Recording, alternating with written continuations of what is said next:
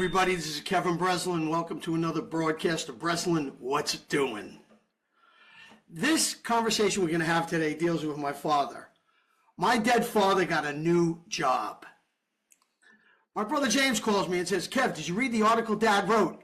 I said, what? He sends it to me. He wrote a real estate column. It was in the newspaper in San Diego by Jimmy Breslin. Now, I've known my father my whole life. He never wrote a real estate column to the best of my memory. I was trying to figure out how he wrote this. So I called the guy up there at the paper out there and he said, oh, we just used his name. I said to the guy, are you kidding me? How could you do that? He says, he's dead. I said, wow. He said, everybody's using him. I said, what do you mean everybody's using him? He said, well, go to the University of Oregon. They're teaching him. I said, what? He said they have a journalism department there and a journalism type of school, an online class where they ask Jimmy. And our guest today is Ed Madison, who is a journalist, University of Oregon professor, prominent man. Hey, Ed, how the hell did this even happen? How'd you come up with this? Oh, wow. The long and the short of the story.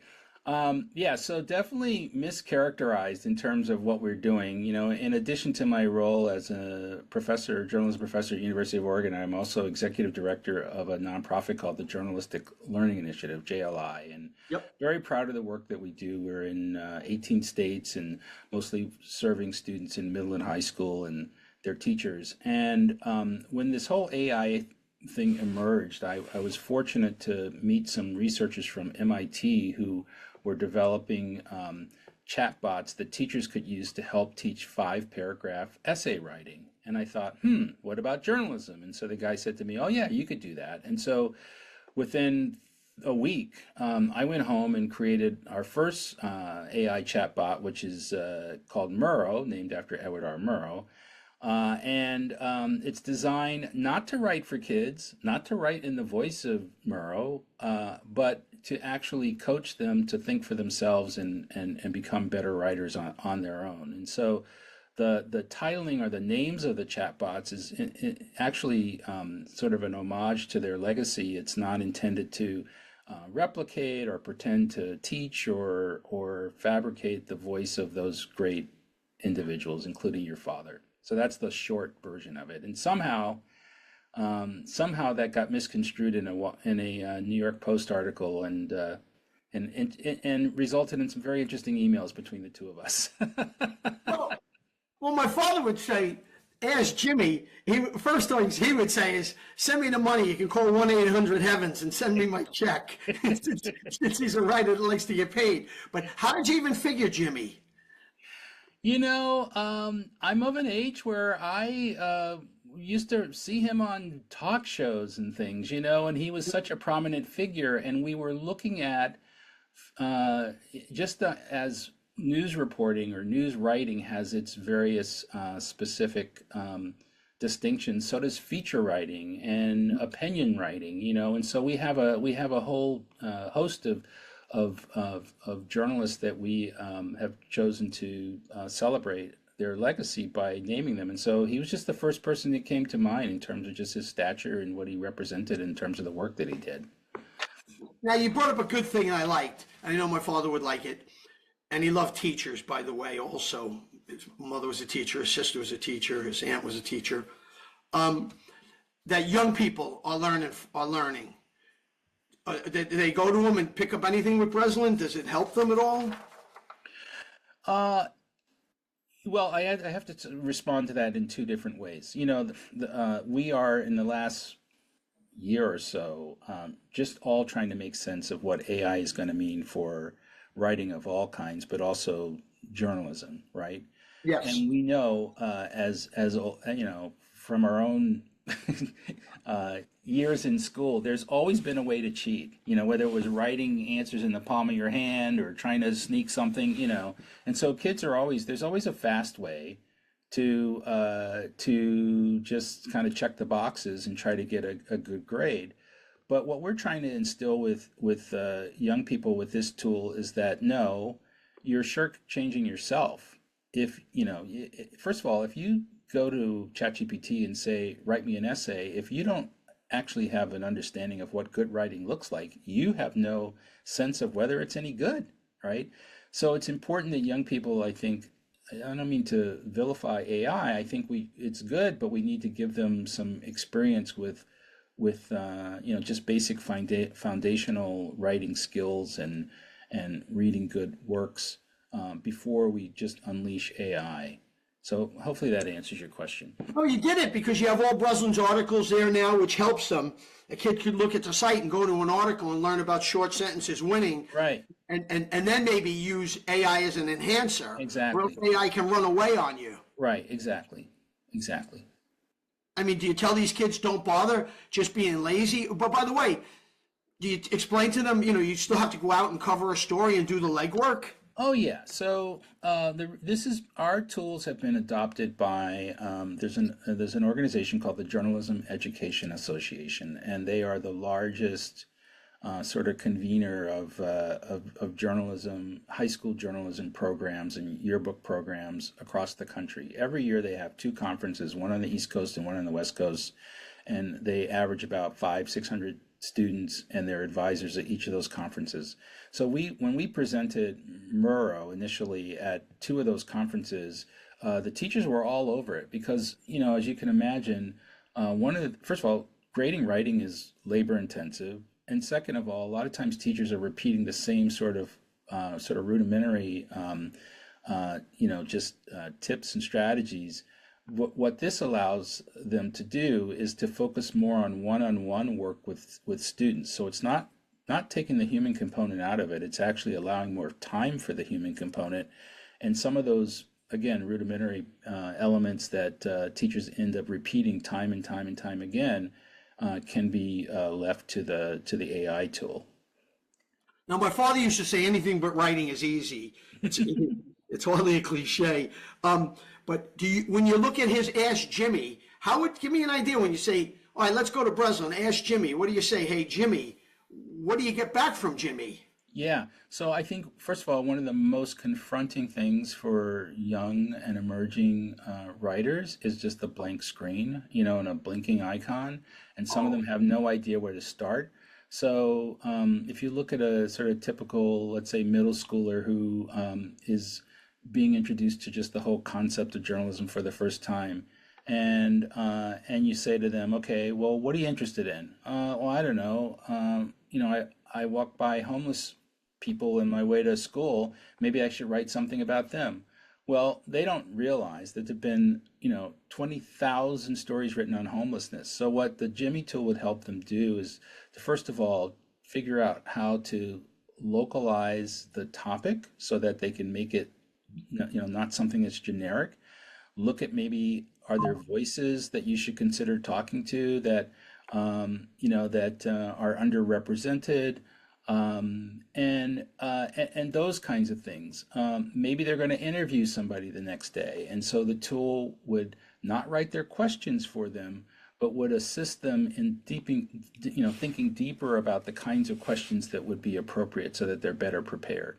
So it's a coach. I think is probably the best way to describe it. It doesn't write for kids. It doesn't do the work for them, and I think that's why just the education community has embraced it.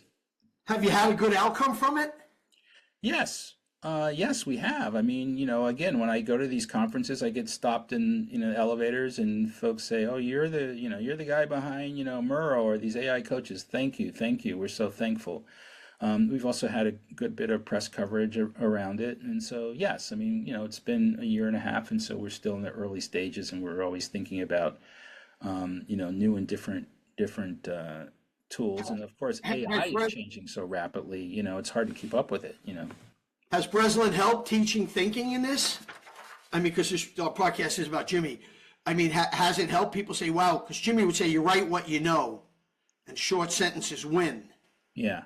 I think anecdotally, I could tell you, yes. Have we done like extensive surveys? And no, we haven't. But I would say that our entire suite of tools, which include, one on Ida B. Wells and, Max Robinson, and, a lot of people don't know, you would know this, but, Jane Chastain, who was the first Yeah. woman sports journalist allowed into the NFL locker rooms. I mean, these are people that I think kids need to know about, particularly in this period in time. When you think back to McCarthyism and what Murrow stood for, I think we could use a little of that without getting political right now.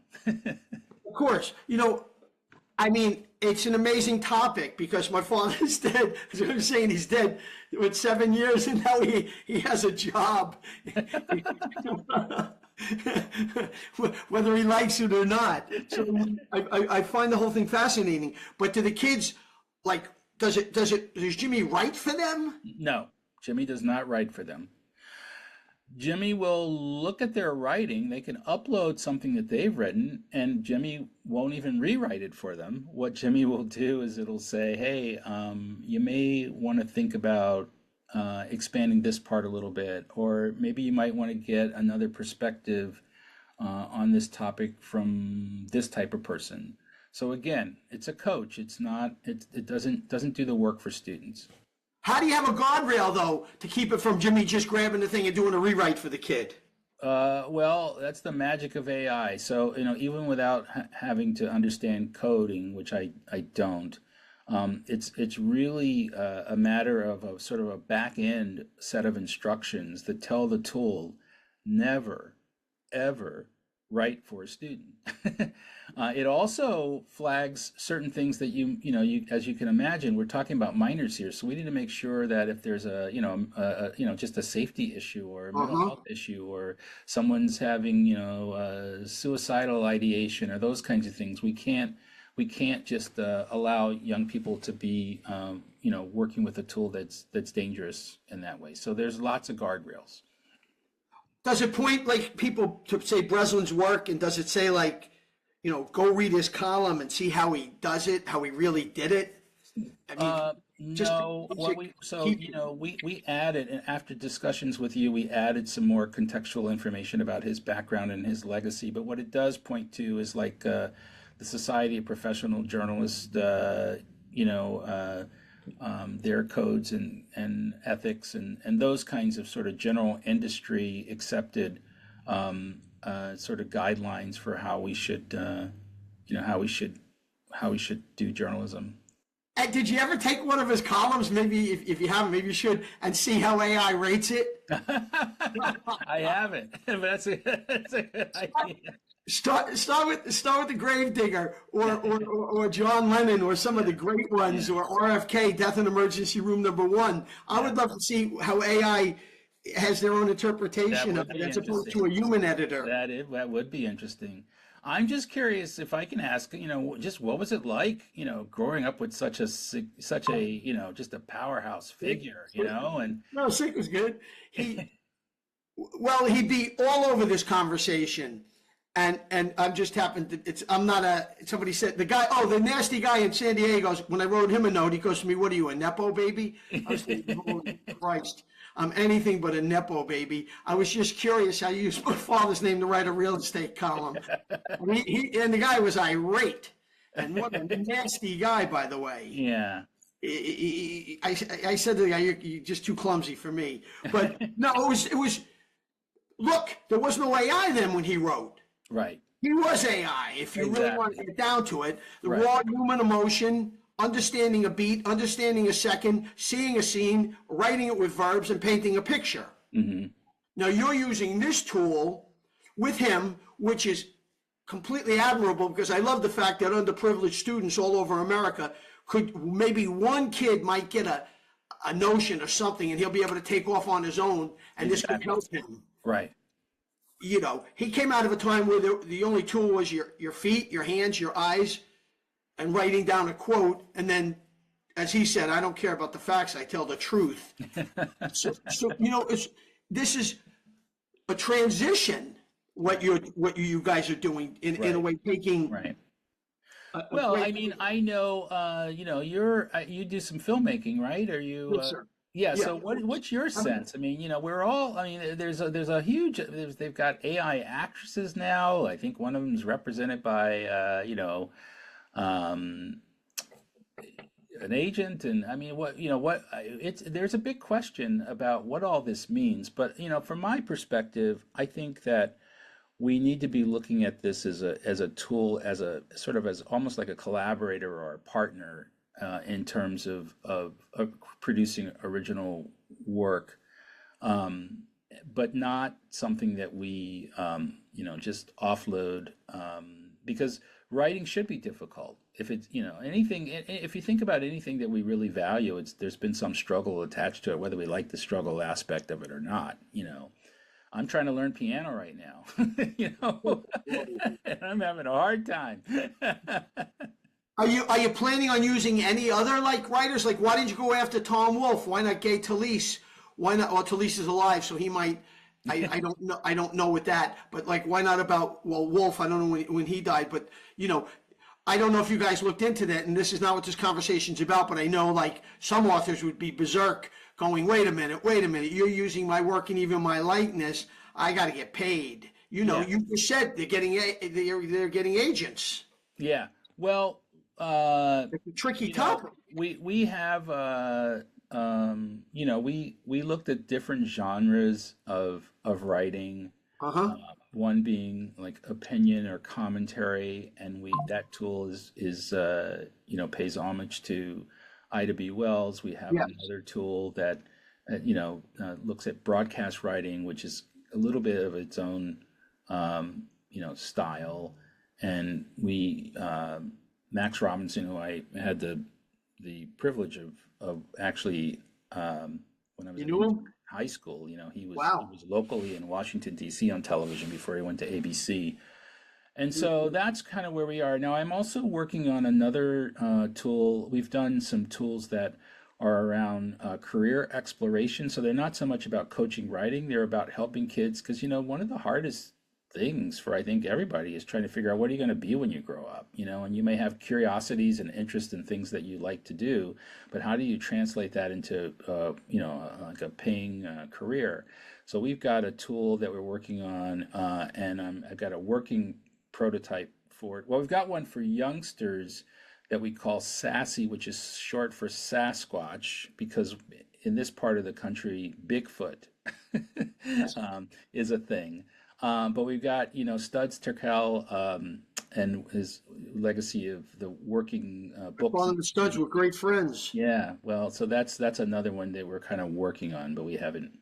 Go get the interviews. You can find the interviews that Studs Terkel did. Yes, on hours and hours and hours of them. Yeah. Yeah, you should listen. They were great together, those two guys. Yeah. It's funny you're bringing this up because newsrooms are dying, and kids don't even get exposed to great writing anymore. So in that way, you're doing a hell of a service. But now, do you tell them that where do you go to even get work? Or is AI now just becoming the work? Well, it's a tough question. So, the journalism school at the University of Oregon is over 100 years. Celebrated that about 4 or 5 years ago, and our numbers are strong. You would think that everything that's happening in journalism that. However, our program does also include advertising and public relations and media studies. But our journalism numbers have held steady and they're strong. I think for sometimes, people talk about the sort of Watergate moment when the country seemed like it was in crisis during the Nixon era, and which is when I was in high school. Sometimes that can be a calling for folks that young people say, "Hey, I want to, roll my sleeves up and be a part of making sure that the public's informed."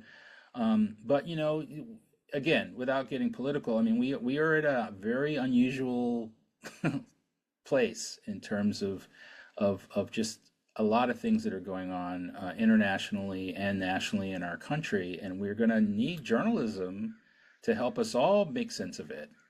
Is it? Yes, I agree. Has anybody criticized you?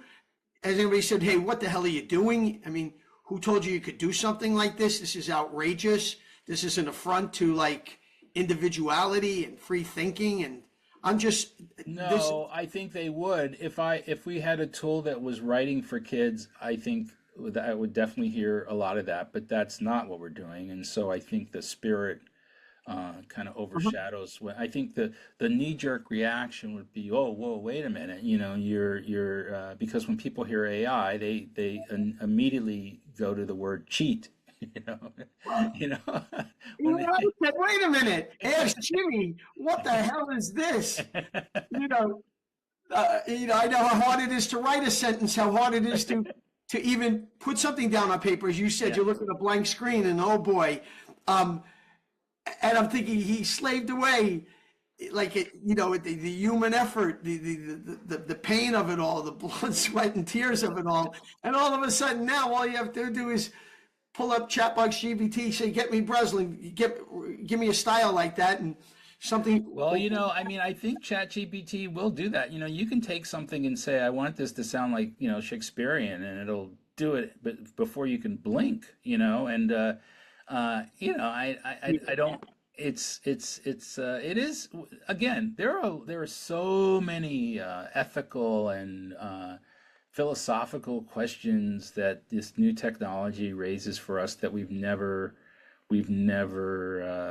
thought of before. This is Like, us right now. This is yeah, exactly us. yeah. I It's mean, like, what would happen? I was just saying this to a colleague. So let's say, your dad were still with us, and and he uploaded everything he'd ever written to AI, and then decided he was going to, therefore, moving forward, use AI to augment or supplement his ability to turn out more material. Is that AI writing it, or is that him writing it? Because AI has actually been, this AI tool that he might have built would have been trained on his writing. That's a real question that I don't know that we have an easy answer for. wow. First things first.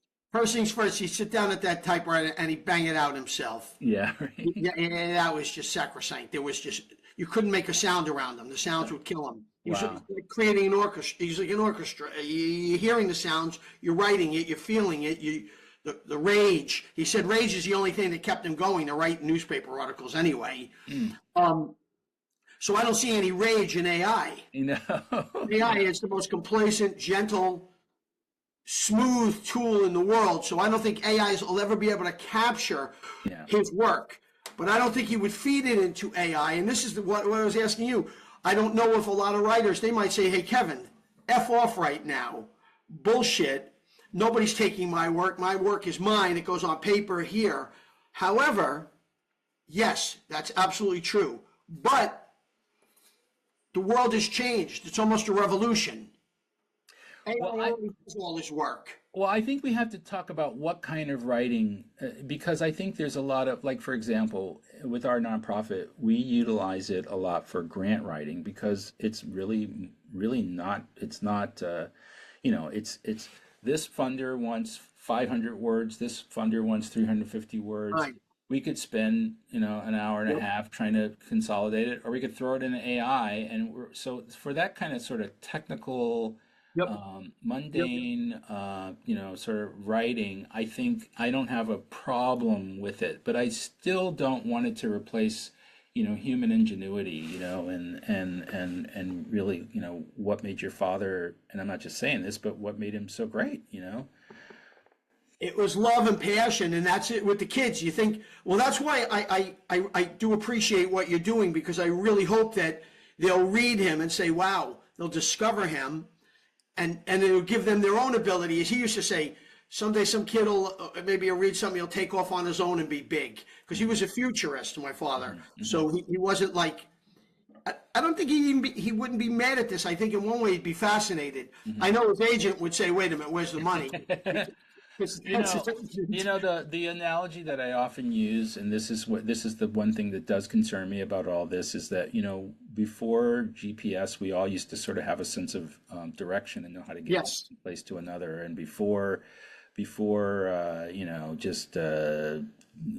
we used to, even people used to remember phone numbers and all kinds of things. And I do wonder if we're losing our capacity to be able to grapple with ideas in a way that we can then lay out ideas on paper, convincingly, powerfully.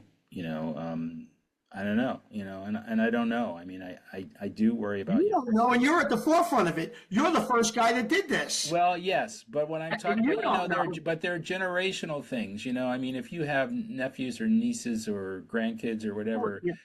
that there are things that are easy to them that baffle older folks like us, and so Mhm. there's a generational aspect of this that you and I can only surmise, but whether or not how kids relate to it is completely different. But they're relating. Look, how many schools do you have that get involved in this, like across the country? You said you have quite a. We are in 18 states, and we've probably impacted about 15,000 students over the 10 years. Now, whether or not they're all utilizing our tool, no, but we make it available to teachers, and the numbers change from year to year. Just teachers move from school to school, administrators move. It's kind of a moving target, but and we're also still getting the word out. So. It's interesting. From the University of Oregon, you'd figure you guys could get the word out pretty good yourselves, also.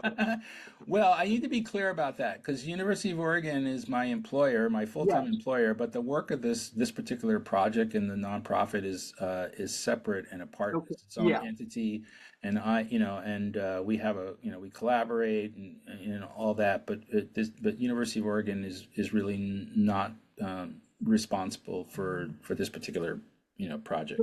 That's understood. Sure. So, I mean, is it thrilling? Do you think that you can move forward with something like this? Is it exciting? You're thinking, well, it's not going away. No. This is not going away. It's Well, only burgeoning. yeah, I mean, what's exciting to me is the fact that, and I tell this to my students all the time. They've got a device in their pocket that shoots, high definition, 4K video, Dolby sound. They can edit something, push a button, and share it with people in, halfway around the world in an instant. I mean, that just is so outside the realm of reality of what we could have even thought about when I was in college. And so, again, it's moving so fast. I have no idea, where it's all going, but I do think, and I'm not just being Pollyanna about this, I think good storytelling, no matter what the technology is or the devices or all that stuff, good storytelling is what really captivates an audience and gets people interested and engaged, and I don't know, moves the human spirit, if you will. And I don't know if machines can do that. They can maybe replicate it, but I don't know if they can do it. I think it's still going to require the human touch. It's funny you say that because you'd mentioned about a kid earlier and saying, he'd go to it and read it. You said, tell me, write about something. And my father would always expound, write about what you know. Mm-hmm, mm-hmm. And if AI doesn't know anything. Well, it knows what it's been fed, but it hasn't experienced. I guess that's the piece. It hasn't experienced anything. Oh, now this is fascinating. Well, then how did you load in all about Breslin? How does it keep growing to make it stronger, to make Jimmy stronger? Yeah, well, again, just to be really, really clear, it's the fact that we named it Breslin, or Jimmy, actually, because that was the other piece too, is that Yes, Jimmy. I did consult a trademark and image and likeness attorney, a very good one in Los Angeles, who I'd worked with for years when we did the first tool, Murrow, and I said, are we going to get in trouble, with the Nope. Murrow estate? And they said, Nope. no. I mean, as a matter of fact, there's a journalism school and a high school, and there's all kinds of places named after Murrow. And so, with the other tools, we just used first names, and we have a bio page that says this is in honor of Jimmy Breslin. But No, I know it. Yeah. Yeah. Well, with rights of publicity, you're fine. We're not getting into a legal conversation. Yeah. That's more sense. Yeah. You're fine. You're totally fine. It's more like, holy smokes, you put it on the internet. Some guy's teaching coaching, and that's when I went back to my original line. My dead father got a job. It's unheard of. Think about it. I mean, I think in the annals of journalism stories, what we're talking about right now is pretty pretty individualistic, Right. or I don't even know the word here. It's pretty one of a kind. Now, look, you're going to get hit again and again and again. People saying, "Why didn't you use Dominic Dunn? Why didn't you use Tom Wolfe? Why don't you use Right. whoever? Name the you can pick the author. Truman Capote. I don't care. Right. Right. Right. Why don't you use Hemingway if he was in Right. New York? I don't know the laws of where state he lived in or whatever. Right. But I mean, it's what you came up with a pretty novel idea, though. I have to give you all the credit in the world. Yeah. Well, I mean, again, it started with Murrow, and again, so I'll tell you a little quick thing here. When I was a student in college at Emerson, and I would have to take the train to New York and go to the Museum of Broadcasting and pull out VHS tapes to watch episodes of See It Now, to see Edward R. Murrow smoking a cigarette and talking to Jackie Kennedy and John F. Kennedy at the White House, and just it blew my mind. Of course, all that stuff's on the internet now, but I do think, for me at least, what inspired me about this profession and this whole area is just the power of ideas, and the fact that whether it's writing or television or radio or that ideas can influence people's behaviors and perspectives and things like that, and so and I think too few of our young people know about Murrow unless they saw Good Night and Good Luck, or know about your dad, or Absolutely. certainly Ida B. Wells. Even fewer know about her. So. But if they want to learn about the art of writing a newspaper column, and it can help in any other field, it can certainly help in PR, it can certainly help in anything, because short sentences win in verbs. Yes. My father, he probably would admire you, because he would tell me, what do I care about what they say about me when I'm gone? He used to tell me that, and I used to like look at him. But I think that what you're doing is very helpful if you can teach any kid to maybe read a little bit more or write a little bit more, and wherever they go with it, I think actually you're doing something positive. Now, and I am saying this I know people would say, "Oh, Kevin, why don't you go F yourself, man?" That's not what the game's about. However, we're dealing with an industrial revolution, if you will. Mm-hmm.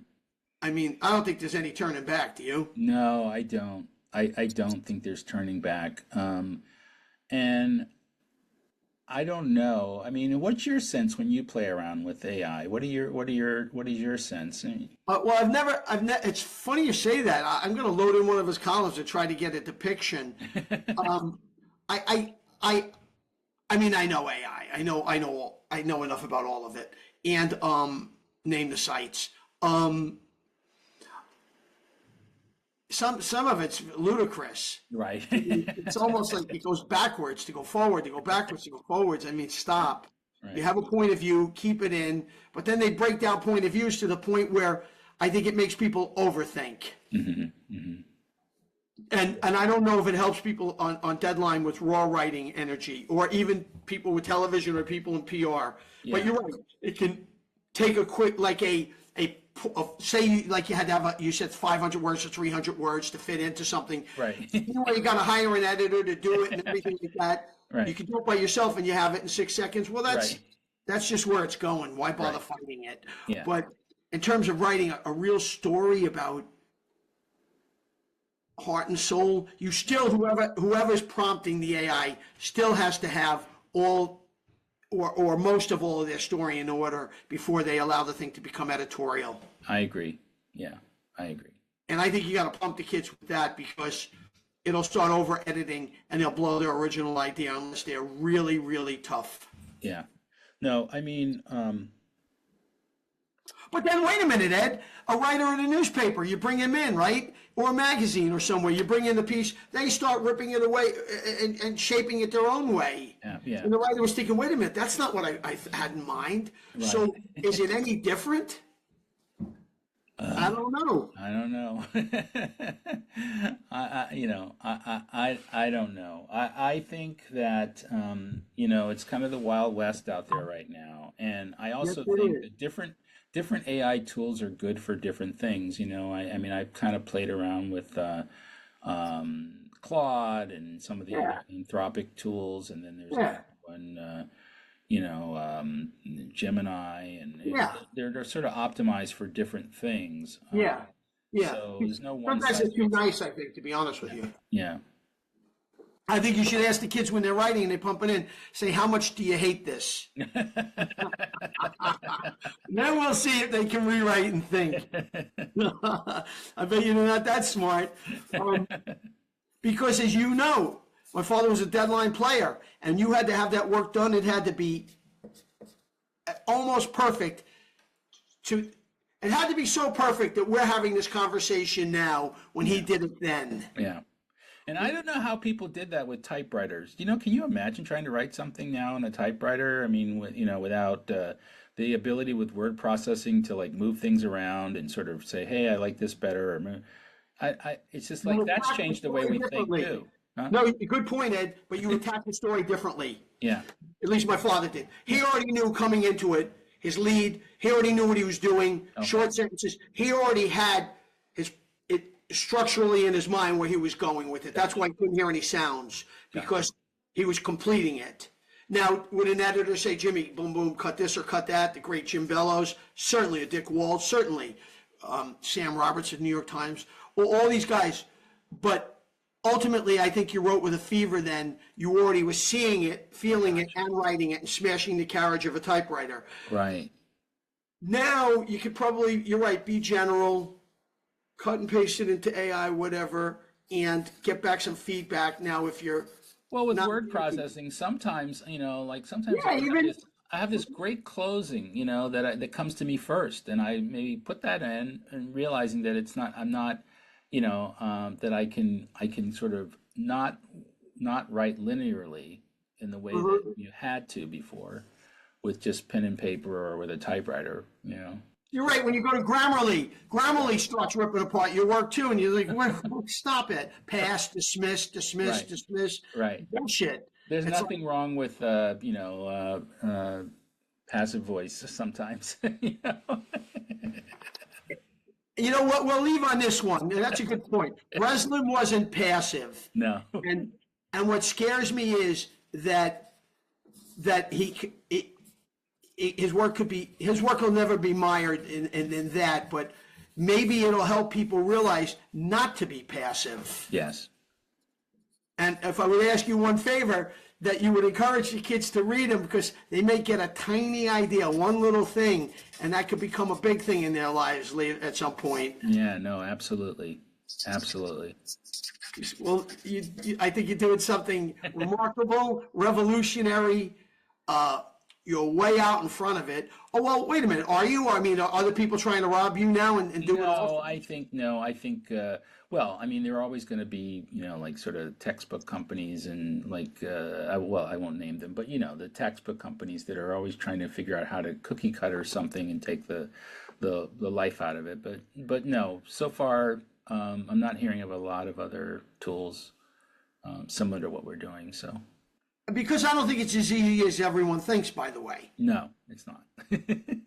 People ask me with the Merle, like, how long did it take you to build that? And I go, 30 years. And they go, what do you mean? Because that's how long I've been, in the trenches of not only, writing and producing journalism, but also teaching. So Sure. it's not something that can be mimicked easily, So No, and that we can go on that one, but that's a great point. And there's where I wanted to make sure that even with whatever AI tool you're using, I think it's GBT, that you wouldn't mimic Breslin so much as to encourage people to get an idea about a sentence, a yeah. subject and what a predicate. What is it? Is that it? Right? Yeah, right. Yeah. I think and short sentences win. Yeah. I think my father I think he'd be happy with that, knowing some kid might pick up on it, because they're not going to pick up on it reading books, because I don't think they read books. Yeah, that's a problem. Look, That's a problem. newspapers are caving in, they're dying. So where are you going to get this information from? Where will you learn it from? If in fact you're inclined. from what you're doing, Well, actually. this is even a longer conversation. You know, it has to do with the fact that I'm not sure we're even modeling, you know, just the for kids, you know, just consuming news and information. Meaning, you know, you watched your dad not only write journalism, but also, you know, read publications, and you knew what he was reading. But if a parent, you know, is in front of a kid and they're on their phone, they could be shopping on Amazon. I mean, we just don't have this sort of same culture of valuing being informed in the way that we always did. And I think, you know, we're seeing the repercussions of it, you know. Yeah, they're gonna write about you anyway. He's probably Right. gonna say you're not telling the truth. Right. They're gonna say it's their interpretation of AI. Right. So this is what I'm getting at. I don't think anybody wins here, by the way. Yeah. Yeah. Or everybody wins because you're still encouraging people to Read and write. write and think on their own 2 feet. Yep. Yep. Yep. Pretty good. Okay. Yeah, so our organization is Journalistic Learning Initiative. If you go to journalisticlearning.org, you can find us. I'm also, you can find me through the University of Oregon School of Journalism and Communication. My email is madison2, that's Madison, the number 2, at uoregon.edu. And social handles are, you know, at Ed Madison. So Fantastic. This was really fun and very, very, very interesting. And I think we'll probably talk a little bit more one of these days again, because this is only blowing up. okay. Going, Ed. Thank you. And everybody, thanks for listening to Breslin What's Doing.